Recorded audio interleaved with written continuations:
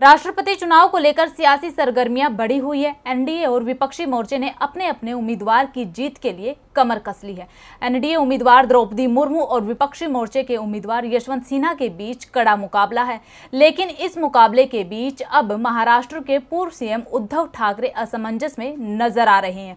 क्यों? देखिए रिपोर्ट। एक तरफ जहां 18 जुलाई को होने वाले राष्ट्रपति चुनाव को लेकर सियासी तापमान बढ़ा हुआ है, तो दूसरी तरफ महाराष्ट्र में सत्ता पलट से उद्धव ठाकरे परेशान नजर आ रहे हैं।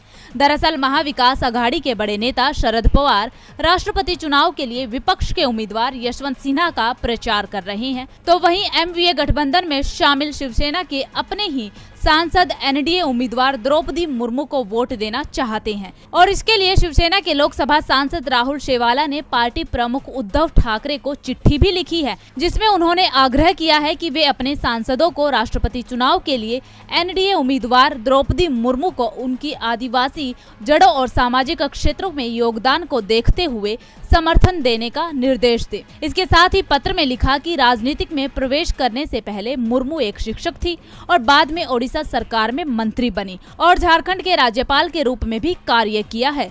तो उधर मुख्यमंत्री एकनाथ शिंदे के नेतृत्व में शिवसेना के बागी विधायकों के प्रवक्ता दीपक केसरकर ने मुर्मू को समर्थन देते हुए कहा कि राज्य के विधायकों और सांसदों को एनडीए उम्मीदवार का समर्थन करने के लिए एकजुट होना चाहिए, क्योंकि ये पहली बार है कि एक आदिवासी समुदाय से एक महिला को शीर्ष पद के लिए चुना जा रहा है। ऐसे में अब जिस तरह से बीते दिनों महाराष्ट्र की सियासत में उलटफेर हुआ है, जिसके बाद से ही बीजेपी के साथ तल्ख रिश्तों के बीच अब शिवसेना के द्रौपदी मुर्मू का समर्थन करने की संभावनाएं कम ही दिखाई दे रही है। लेकिन अब बड़ा सवाल ये है कि शिवसेना के सांसद पार्टी लाइन से अलग हटकर एनडीए कैंडिडेट को वोट कर सकते हैं।